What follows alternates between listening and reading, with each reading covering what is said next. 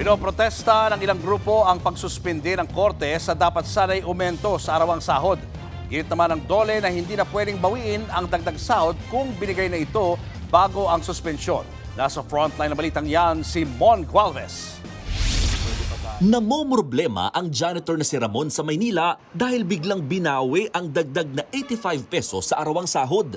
Kinumpute na raw kasi niyang umento sa kikitain na makatutulong kahit papano sa pang-araw-araw nilang mga gastusin. Kaya hiling ni Ramon, hindi lang basta maibalik ang nawalang dagdag sa sahod, kundi mas lakihan pa nga para sumabay sa pagtaas ng presyo ng mga bilihin. Tutusin yung 85 pesos, kulang ho yan eh. Bakit? Dahil sa bilihin ngayon sir eh. Ipatas naman nila sa kung gaano kataas yung bilihin saka yung sahod. Kasunod dito ng inilabas na temporary restraining order ng Pasig Regional Trial Court para sa 85 pesos na umento sa arawang sahod ng mga minimum wage workers sa Metro Manila.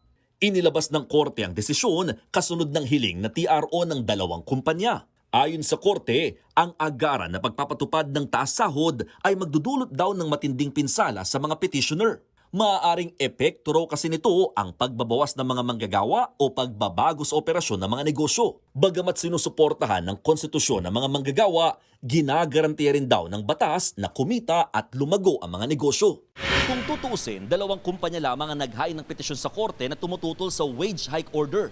Pero dahil sa inilabas ng TRO, damay na rin ang nasa 1.1 milyong mga minimum wage workers dito sa Metro Manila.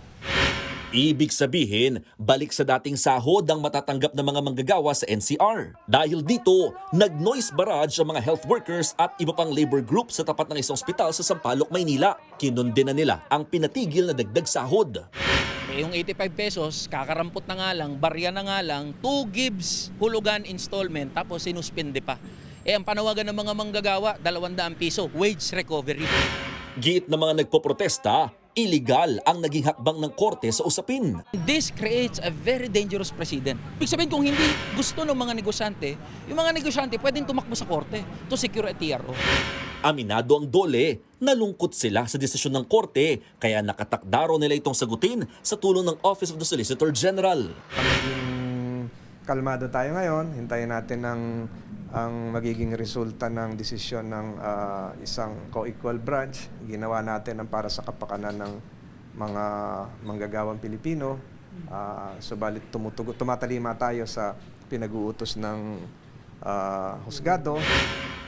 Nanindigan din ng ahensya na sinunod nila ang tamang proseso nang magdesisyon na magdagdag ng 85 pesos sa sahod.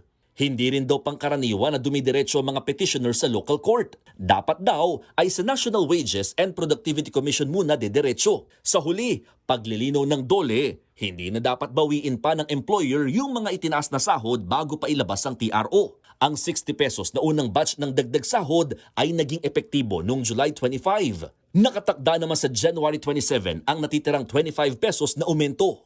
Hindi na dapat isauli yun.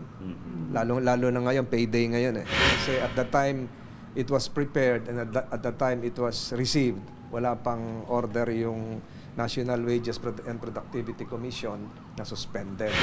Nagbabalita mula sa Frontline, Mon Gualvez, News 5. Mga kapatid, Julius Babaw po. Para sa komprehensibo at makabuluhang balitaan at talakayan, mag-follow at mag-subscribe na sa social media pages ng News 5.